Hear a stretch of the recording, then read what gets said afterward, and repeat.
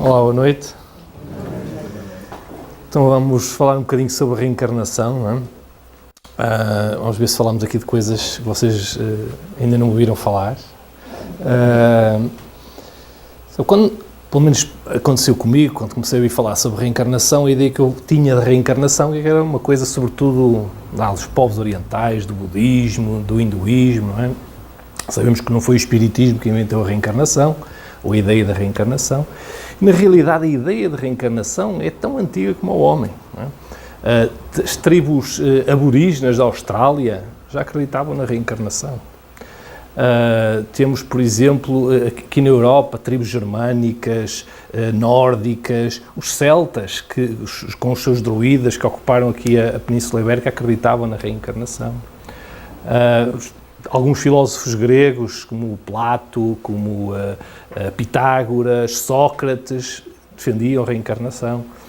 Os egípcios, não é? Apesar que os egípcios não acreditavam bem na reencarnação, mais na metempsicose, ou seja, a possibilidade dos espíritos reencarnarem também em animais, mas eles acreditavam que quando um espírito, quando um corpo morria, um ser humano, a alma ia encarnar, tinha que reencarnar numa ave, num animal marinho, depois num animal terrestre, e depois é que ia encarnar novamente num ser humano, não é? Vocês não sabiam isto, certo? Os inuites, não é? Os mais conhecidos como os esquimós, sempre que, quando eles eram caçadores, quando caçavam um determinado animal, sobretudo peixes, grandes peixes, porque eles eram sobretudo pescadores, eles faziam cerimónias, não é? Para que aquele espírito daquele animal que estava ali pudesse encarnar num outro animal, não é? para que eles pudessem caçá-lo outra vez. Não é? Os índios, algumas tribos índias americanas, não é? Estudadas pela professora Antónia Milde, canadiana, algumas delas também acreditavam na reencarnação. Os maias, não é? Acreditavam também na reencarnação. Ou seja, uma série de povos que tinham a ideia da reencarnação muito presente na sua cultura e na sua relação com a morte e com a vida após a morte. Mas agora, a ideia da reencarnação na nossa sociedade, nós achamos que ela realmente não está ainda tão implantada como nós, que acreditamos na reencarnação, julgamos. E por isso eu queria fazer convosco um desafio. E isto não serve para saber quem sabe ou quem não sabe, não é? Serve apenas para nós termos uma ideia do que é que nós pensamos sobre estas situações. Então, na Europa, quantas pessoas é que vocês acham que acreditam na reencarnação? Entre 30% a 40% da população. Quem acha que é entre 30% a 40% da população, levanta o braço. Aqui, 4, 5. É menos de 15% da população que acredita na reencarnação. Quem é que acha? Temos aqui 10, 12, 13 pessoas. Entre 20% a 25% da população, quem é que acha que é? Aqui estão mais ou menos equilibradas entre a B e a C. Não é? Vamos ver à frente então quem é que tem razão. E em Portugal? Portugal vocês têm uma ideia mais concreta, não é? Os vossos amigos, familiares, as pessoas do vosso trabalho, não é? Vocês falam às vezes sobre estes assuntos, não é? Eles dão-nos algumas respostas sobre se acreditam ou se não acreditam. O que é que vocês acham? Quem é que acha que mais de 30% da população portuguesa acredita na reencarnação? 2. Menos de 15% da população. Aqui a esmagadora maioria das pessoas. Entre 15% a 30% da população.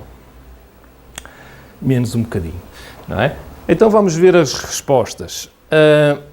Esta não é bem ainda da reencarnação. Estes são dados retirados do European Value Studies, que são estudos sociológicos que são realizados em dezenas de países europeus de 9 em 9 anos. O último foi feito em 2008, já foi feito um novo, mas os dados ainda não estão disponíveis. Por isso, estes dados aqui são de 2008.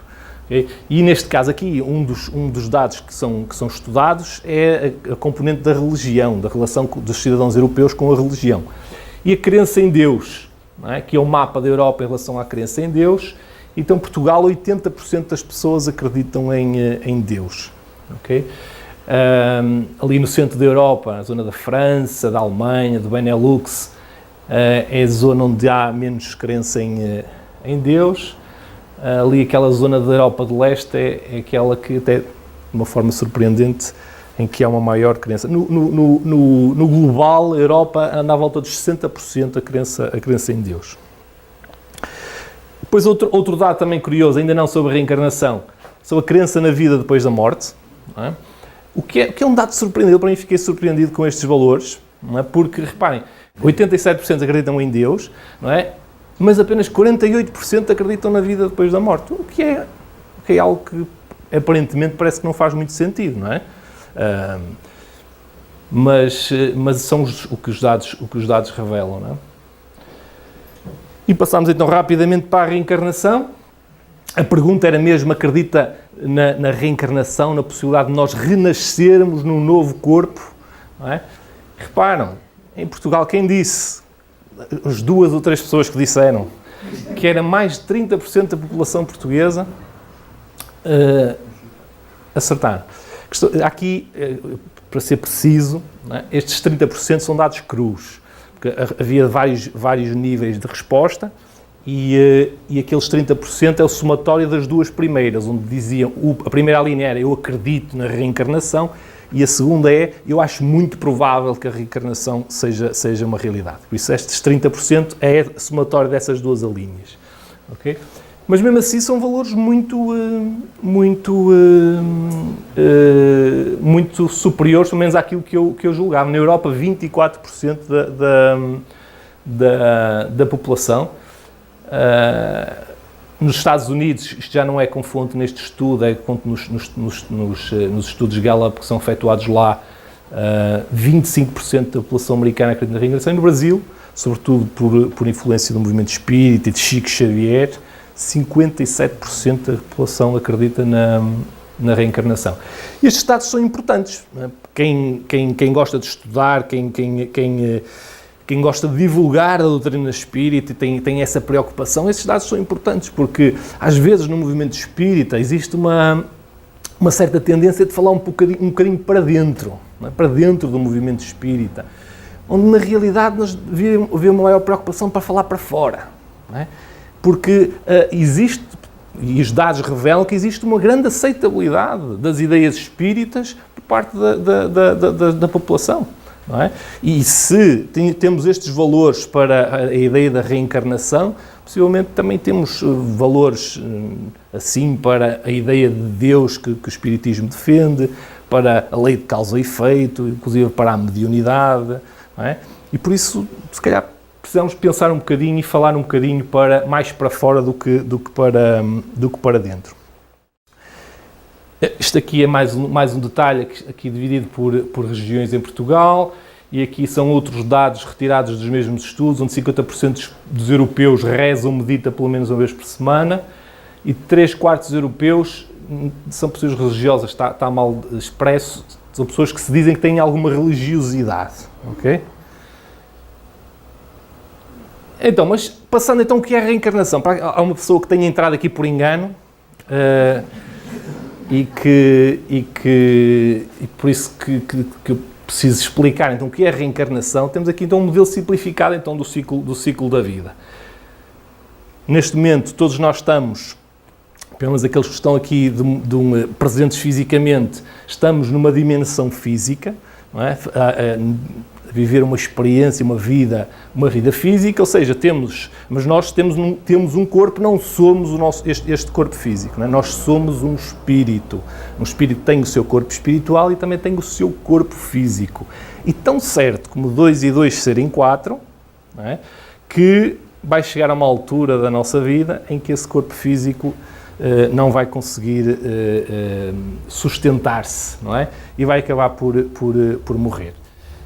Dá-se a morte física, mas nós não somos o corpo, nós somos um espírito, não é? E o espírito então continua a viver. E continua a viver no mundo espiritual, aquilo que no espiritismo nós chamamos de erraticidade, não é?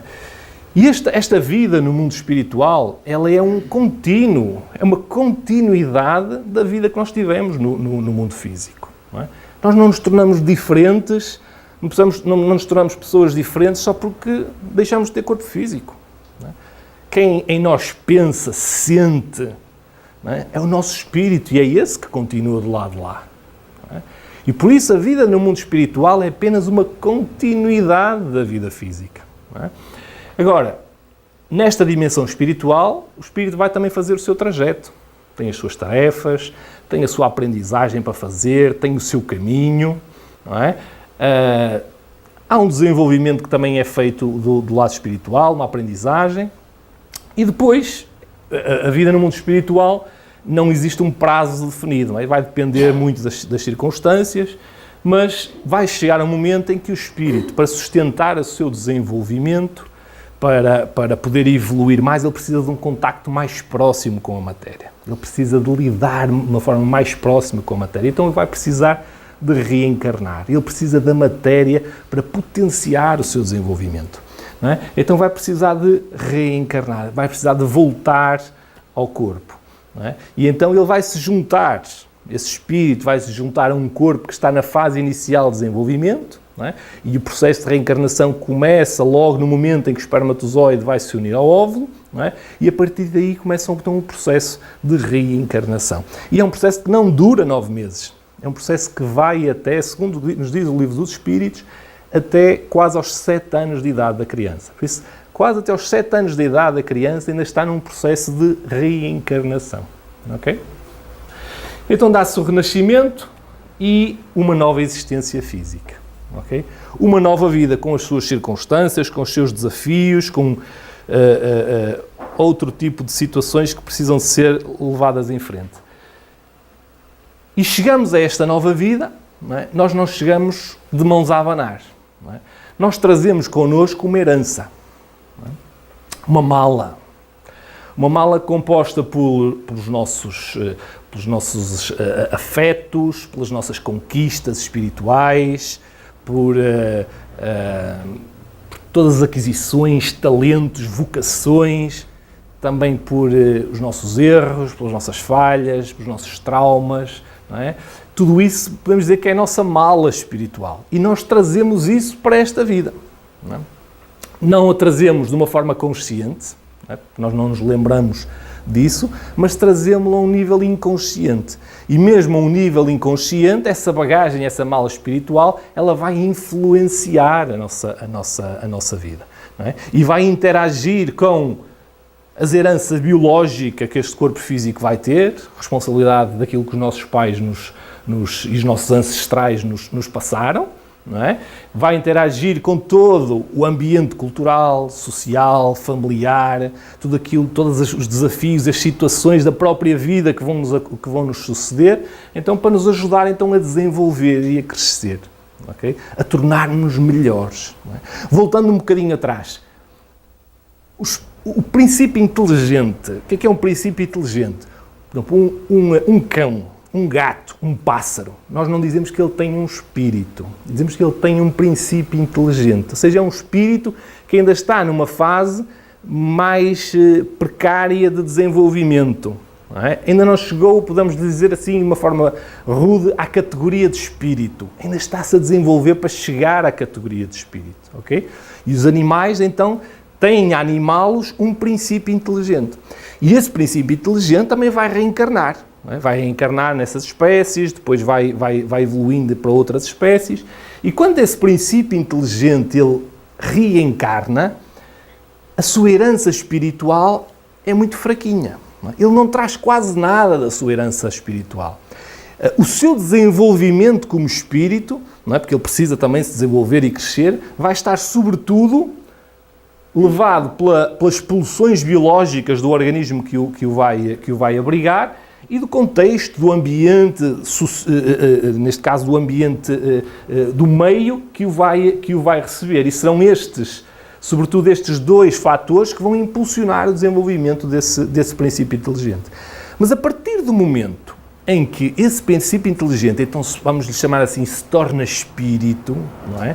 Atinge a categoria, entre aspas, de espírito, ele começa a trazer consigo esta bagagem espiritual, não é? O acumulado daquilo que foi fazendo noutras vidas, das suas aquisições espirituais. Não é? E começa a ser capaz, não é? Através de todas essas aquisições que foi fazendo, de também ele começar a interagir e a influenciar tanto as pulsões biológicas como o contexto social, cultural que está à sua volta. Não é?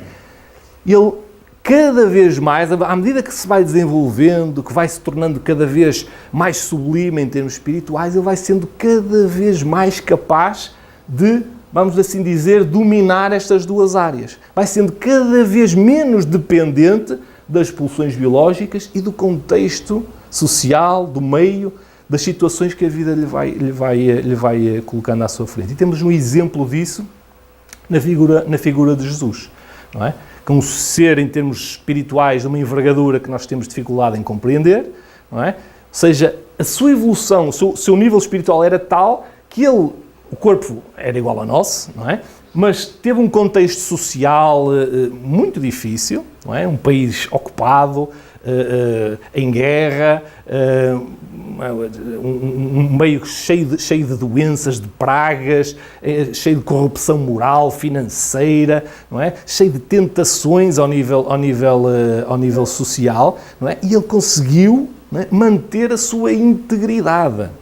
O seu nível espiritual era tal que ele manteve a sua integridade, não é? E impôs a sua vontade em relação ao meio, em relação àquilo que a biologia lhe impunha, não é?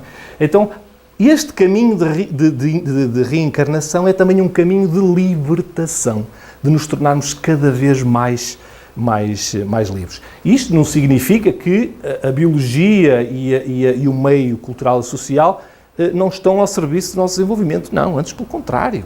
Não é? Muitas situações eles ajudam-nos. Vejamos um caso muito simples e simplista. Imaginem dois adversários do passado.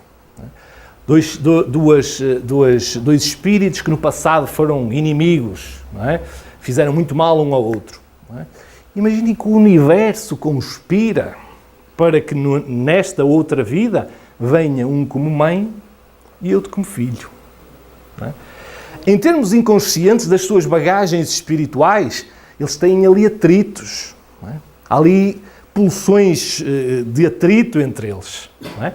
Mas a componente biológica, maternal, não é? Está ali a empurrar, a tentar ajudar, a criar união, o instinto maternal a tentar proteger. Não é? Todo o contexto social, familiar, procura também a união. É preciso proteger, não é? A família, a importância da família. Não é? Então tudo isto acaba por ajudar a tentar sanar um conflito do passado. Não é? E a tentar que se consiga, através destes mecanismos, transformar aquilo que são adversários em criar laços de afeto, não é? Resolver esses conflitos e criar laços de afeto que depois se estendem pela eternidade. Não é? Por isso, tudo isto está muito bem pensado por quem sabe das coisas. Não é? E será que existem evidências que suportem a reencarnação? Bom, em primeiro lugar, nós podemos falar aqui de uma forma muito rápida de evidências filosóficas. Não é? Na questão 222 do Livro dos Espíritos, é dito que a melhor razão que, a nosso ver, recomenda a ideia da reencarnação é, antes de tudo, a sua lógica. Não é? Porque se nós compreendemos Deus como um ser infinitamente justo e bom, inteligência suprema, não é? É difícil nós entendermos essa ideia de Deus, não é? Com apenas a possibilidade de termos uma única vida. Não é? Como é que Deus pode ser justo, não é? Quando oferece tanta desigualdade a diferentes pessoas e dá apenas uma oportunidade para as pessoas serem perfeitas, não é? Com condições tão desiguais. Não é? Como é que isso é possível apenas com uma única vida? Como é que Deus deu a oportunidade a uma pessoa de nascer e crescer numa família que lhe deu tudo, amparo, proteção, amor, não é? Teve um corpo físico cheio de saúde, não é? Que lhe permitiu viver e durante muitos anos, enquanto a outra deu um corpo doente, uma família desestruturada, que acabou por negligenciar a sua própria educação, não é? Terá muita dificuldade em endireitar dentro da sua própria vida. Jesus disse: sede perfeitos. Muito bem, mas como é que nós vamos ser perfeitos numa única vida? não é? É muito difícil, não é? Não conseguimos. Nós precisamos de várias tentativas, nós precisamos de errar, compreender os nossos erros e voltar a tentar, não é? E a vida, através da reencarnação, vai-nos ajudando e vai-nos dando essas possibilidades, não é? Com diferentes intervenientes, com diferentes personagens, com diferentes situações, mas nós vamos aprendendo. E agora evidências, mais agora ao nível científico. E quando falamos de evidências científicas de reencarnação, é impossível, apesar de já ser falado muitas vezes, é impossível falar sem mencionar este senhor que está aqui, que é o Dr. Ian Stevenson. Americano, ele estudou durante muitos anos as crianças que se recordavam de vidas passadas. Dedicou grande parte da sua vida a esse estudo e, na realidade, compilou milhares de casos em todo o mundo de crianças que se recordavam de vidas passadas.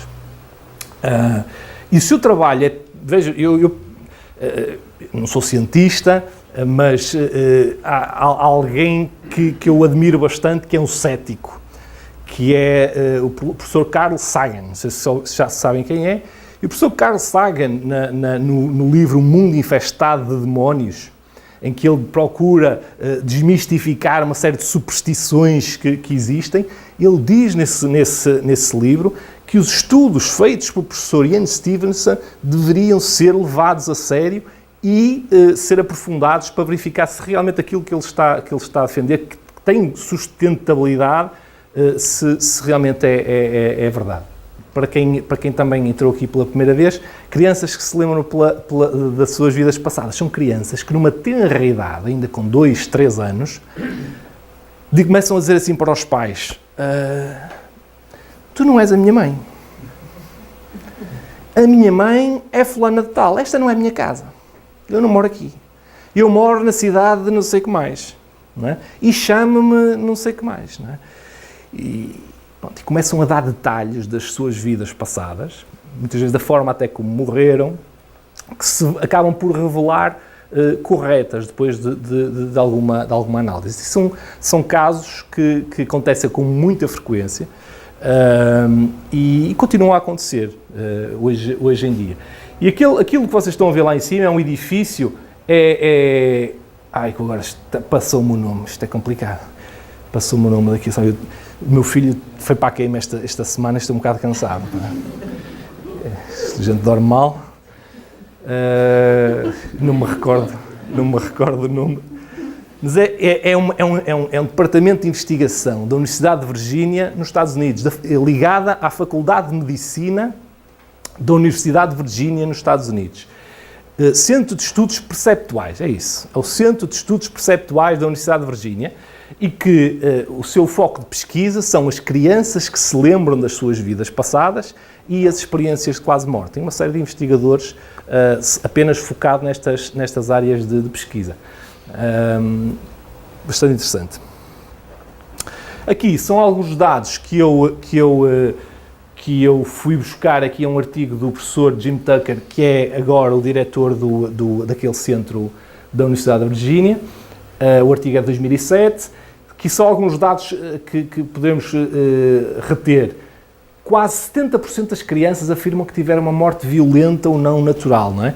E faz-nos talvez pensar que possivelmente isto pode estar ligado ao facto das crianças se lembrarem, não é? Sendo um número assim tão grande. Depois, outro dado interessante: 90% das crianças afirmam que são do mesmo sexo que na encarnação anterior. Não é? Espero não assustar ninguém, nem dar novidade nenhuma, mas é que os espíritos não têm sexo. Não é? Tanto podem encarnar como homens como mulheres. Por isso, que tenham calma, mantenham a calma. Mas, boa notícia, é que possivelmente essa mudança parece que não se dá assim com tanta frequência quanto poderia ser levado a crer. Não é? Estas crianças, apenas 90% então afirmam que continuam com o mesmo sexo. Outra questão é que a média de tempo entre a morte e o renascimento são apenas 16 meses. Não é? Quem lê a literatura espírita percebe que é dito que o tempo de permanência no mundo espiritual é bastante mais prolongado do que 16 meses. Bastante mais prolongado mesmo.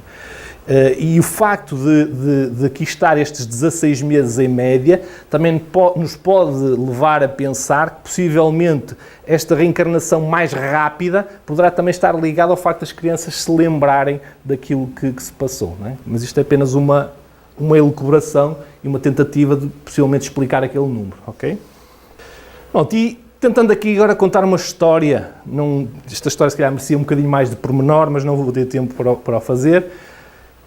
A senhora ali do lado esquerdo é Anan Mansour. Não sei, ela é libanesa, por isso eu não faço ideia se estou a dizer bem ou não. Mas ela nasceu no Líbano, teve 3 filhos e a partir de uma determinada idade ela começou a ter problemas cardíacos. Problemas cardíacos mesmo muito, muito graves. A família dela tinha algumas posses e levou-a para os Estados Unidos, onde foi para ser operada. No dia antes da operação, ela tentou ligar para as filhas, queria falar com elas, não é? Mas não conseguiu. Não é? Isso estava-lhe a criar alguma ansiedade, ele tentou ligar com elas várias vezes e não conseguiu fazer. O facto é que a operação correu mesmo mal e ela acaba por falecer na operação. 10 dias depois, nasce também no Líbano esta senhora que está aqui, a Suzanne Ganan. Mais uma vez, desculpem a minha pronúncia, não falo libanês.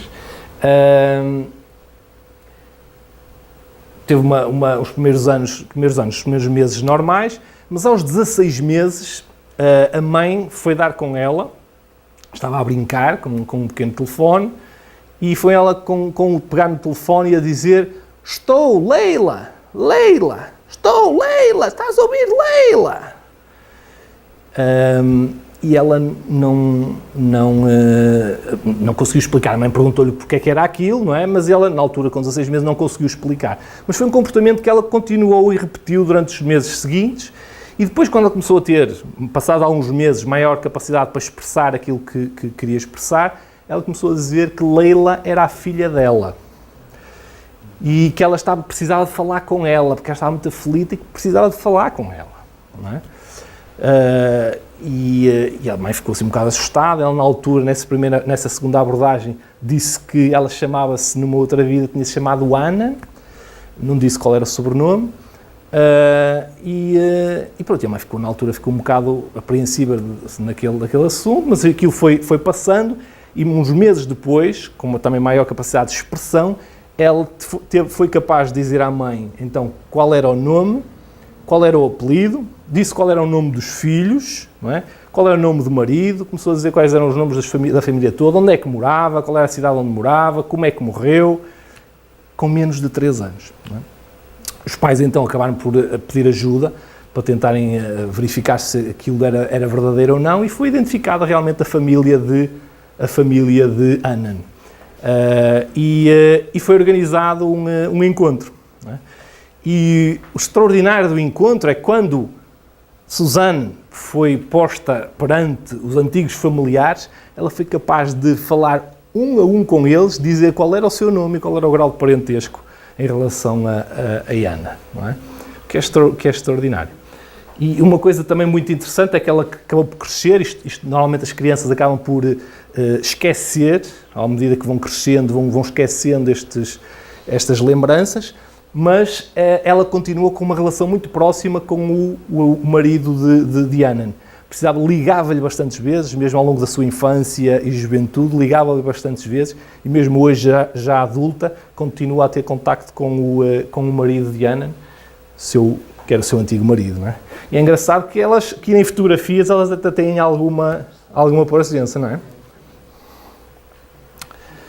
Este caso foi estudado pelo professor Ian Stevenson, mas está narrado neste livro do jornalista Tom Schroeder, que é um jornalista do Washington Post, e está neste livro Old Souls, Almas Antigas.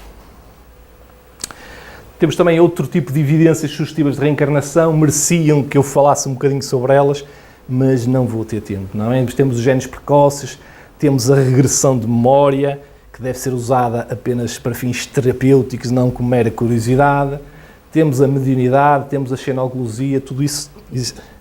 Xenoglosia é quando a xenoglosia pode ser mediúnica ou anímica. Ou seja, mas é quando alguém com um estado alterado de consciência começa a falar línguas que não domina de maneira nenhuma nem nunca ouviu falar. Existem vários casos onde foi preciso chamar linguistas das universidades para tentarem perceber que tipo de língua é que aquela senhora, existe, por acaso estou-me a lembrar de um caso específico, em que aquela senhora estava a falar. E eles acabaram por chegar à conclusão que aquilo era sueco medieval. Não é? E depois acabámos, lá os tais linguistas, por falar à senhora em sueco, e ela respondia-lhes em sueco medieval. E a senhora nunca tinha estado na Suécia, nunca tinha ouvido falar sueco, muito menos sueco medieval. Então, a reencarnação, ela é sobretudo então, um instrumento de justiça e de educação. Às vezes nós, até um pouco, eu não faço ideia porque eu tenho pouco conhecimento do que é o karma para as doutrinas orientais. Não é? Nunca estudei e não sei bem qual é o conceito de karma. Mas aquilo que nós, às vezes, no Ocidente interpretamos de karma é quase como se fosse o castigo daquilo que levamos nas outras vidas, que fizemos nas outras vidas e agora vamos pagar por elas nesta vida. Não é? Não sei se esse é o conceito de karma real, confesso porque não domino esse conceito, mas o que eu sei é que isso não é nada o conceito de reencarnação para o espiritismo. Okay? Nós não estamos aqui para pagar nada, não é? Deus não quer que a gente pague nada, reencarnação não é castigo para nada, não é punição para coisa nenhuma. Não é? Nós estamos aqui para aprender, para crescer, para nos tornarmos melhor, para aprendermos a amar cada vez mais. Não é como aquela senhora que queixava-se muito do marido, que o marido era isto, o marido era fazia 30 por uma linha, não é? E quando dizia, minha senhora, mas então porquê é que não se divorcia? E ele, divorciar? Nem pensar uma coisa dessas. Depois tinha que levar com ele noutra vida? Nem pensar. O que eu tiver a pagar, pago já. E não quero saber mais dele, não é? Isto é completamente o oposto daquilo que a reencarnação coloca, não é?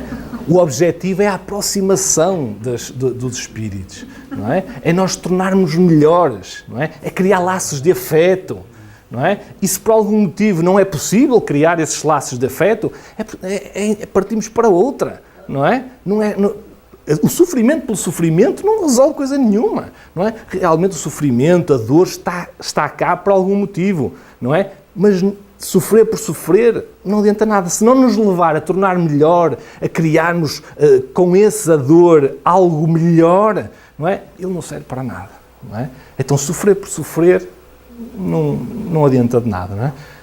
Então a reencarnação é então este instrumento de justiça, educação, para nos tornarmos mais livres, mais sabedores, mais sábios, mais compreensivos, aprendermos a amar cada vez mais, aprendermos sobretudo a viver cada vez melhor, a fazer melhores escolhas, não é? Que nos ajudem a viver melhor.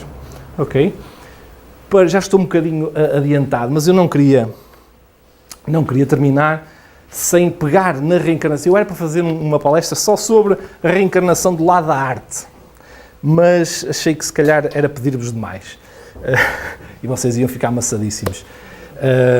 E então eu vou terminar com a reencarnação um bocadinho do lado da arte, porque acho que a arte poderia usar a reencarnação. A reencarnação é um tema extraordinário para ser aproveitado pela arte e é pouco utilizado para isso, tanto nas músicas, como nos livros, como nos cinemas. Não estou a falar aqui de espírito, de cinema espírita ou de livros espíritas, de uma forma geral, sem estar ligado a nenhuma doutrina ou religião. E vou ler aqui um texto de Victor Hugo. Victor Hugo foi um escritor extraordinário, não é? O maior escritor francês. E ele acreditava profundamente na reencarnação. Ele, quando esteve exilado na ilha de Jersey, que fica ali no Canal da Mancha, ele foi exilado porque teve desavenças com o Napoleão III. Ele chegou a fazer reuniões mediúnicas de uma forma seguida, não é? E eu encontrei um pedaço de um poema dele que achei que era extraordinário, não é? E depois fui à procura do poema todo, não é?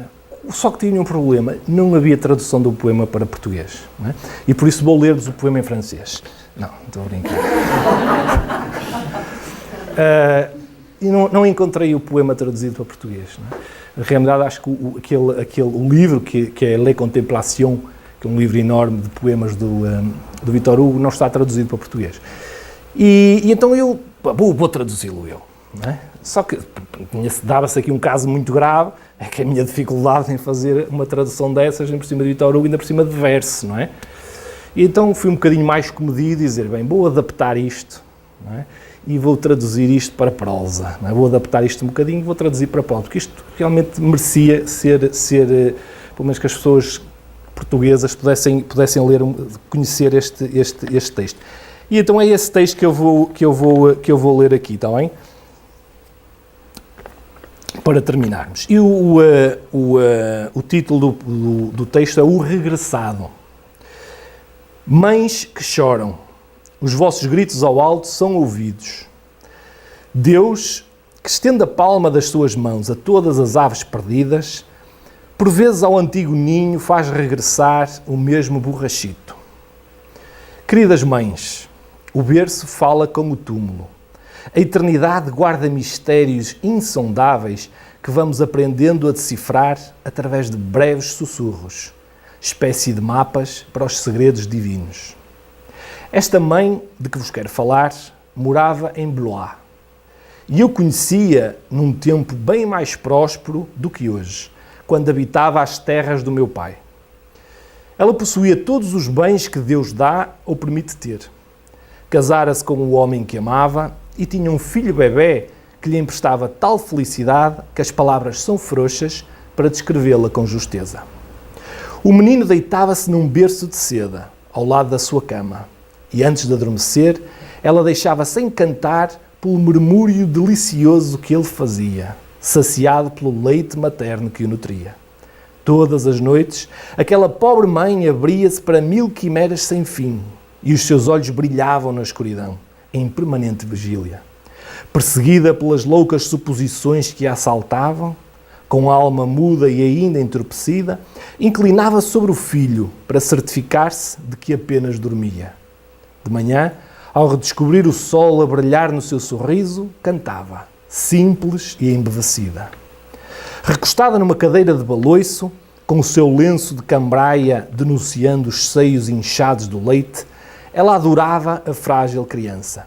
Chamava-lhe anjo, tesouro, amor e outras coisas tolas. Oh, como ela beijava aqueles pezinhos cor-de-rosa! Como os mimava falando com eles! O rapaz, vulnerável e sedutor, ria sem parar, numa alegria inocente, enquanto ela o erguia no ar, imitando os mais estranhos rugidos e silvos. Tremendo como um pequeno veado que se assusta com o estremunho de uma folha, o menino cresceu. Não se pense que é uma coisa banal. Para uma criança é um desafio tanto, porque crescer é tentar. Ele agora já sabia caminhar, aprender a falar, até já corria e alinhava em patifarias. Ele tinha 3 anos. Dos seus lábios, as palavras voavam como os borrachos que batem as asas à saída do ninho e, empurrados pelo vento, se atrevem a voar. E a mãe dizia, olhem meu filho, e continuava, vejam como ele está grande. Ele aprende tudo, ele conhece as letras, é um pestinha. Já quer que eu o vista como um homenzinho. Faz birra porque não quer vestidos de menina. É tão traquina aquele homenzinho. Ele vai chegar muito longe. Tem os olhos vivos, espírito insaciável. E eu já o faço soletrar o Evangelho. E os seus olhos endeusavam aquela frágil cabecinha. Mulher feliz, mãe de olhar triunfante, ela sentia o seu coração bater dentro do peito do filho que debutava. Certo dia, um monstro tenebroso, falcão das trevas, abateu-se sobre a Casa Branca. Horroroso, o monstro, a que os entendidos deram o nome de difteria, atirou-se à garganta do pobre menino e não mais alargou. Praga maldita, vil traição. Alguém já os viu a debater-se? Eles resistem. Estas crianças lutam bravamente, mas a sombra vai dominando os seus olhos ternos e os seus lábios deixam sair um estranho murmúrio, tão misterioso que parece que ouvimos no seu peito as palpitações da morte. Numa noite infame, o galo negro do túmulo empoleirou-se à janela para cantar a chegada de uma cinzenta madrugada. Tal como um fruto delicado que congela ao toque de uma agulha, o menino morreu. A morte chegou furtiva como um ladrão e levou-o. Uma mãe, um pai, a dor, o sombrio caixão, as testas encostadas contra os muros, os pungentes gemidos que se misturam com o choro compulsivo. As palavras esgotam-se quando as lágrimas caem. Silêncio, palavras humanas. Aquele coração de mãe foi pulverizado. Durante 3 meses ela permaneceu petrificada num canto escuro, protegida pelas sombras da solidão. O olhar colara-se num ponto do espaço e ela murmurava ladainhas obscuras, sempre recapitulando a lembrança do mesmo ângulo do muro. Deixou de se alimentar, não saiu mais de casa, os lábios tremiam-lhe. A sua vida era o seu sofrimento. Por vezes ouviam-na murmurar para alguém que ninguém via: devolve meu filho. Chamado o médico, ele aconselhou: é preciso distrair este coração tão triste, pedindo a Deus que lhe possa dar outro filho. Passaram-se os dias, as semanas, os meses, e ela sentiu que ia ser mãe outra vez. Diante do berço, ainda despojado daquele tesouro perdido, ela recordava o tom da voz do menino chamando minha mãe. E quando sentiu que uma desconhecida promessa estremecia dentro de si, empalideceu e caiu de joelhos em pranto enfurecido. Quem é este estranho? Não, eu não o quero. Não, meu querido menino, ficarias com ciúmes. Coberto por essa terra gélida, dirias: fui esquecido, alguém ficou com o meu lugar. A minha mãe está feliz, abraça outro como fazia comigo, enquanto eu estou entregue à solidão, sem carinhos, dentro do meu túmulo. Era assim o estado deplorável desta dor tão profunda, quando finalmente chegou o dia em que ela colocou outra criança no mundo. Em comovido pranto, o pai exultou: é um rapaz. Mas aquele homem estava sozinho na sua felicidade. A mãe permanecia indiferente, perdida nas recordações antigas e dolorosas dos tempos em que fora feliz. Trouxeram-lhe a criança embrulhada num cobertor e ela aceitou-o como alguém a quem passam um prato vazio para colocar à mesa. Deu-lhe o peito. Num primeiro momento, algo parecia ter mudado na relação com o pequeno, mas sentiu vergonha. Estava a pensar mais no seu filho do que na alma enlutada e fez um esforço para focar menos no berço e mais na mortalha. O anjo no seu sepulcro está só. O anjo no seu sepulcro está só, repetia. Mas algo inesperado arrebatou-a da sua ladainha e fê-la estremecer. Doce milagre, que alegria! Encostado entre os seios, o recém-nascido, com uma voz que ela conhecia tão bem, sussurrou-lhe daquele jeito traquina: sou eu, não digas a ninguém. Ok? Então, obrigado.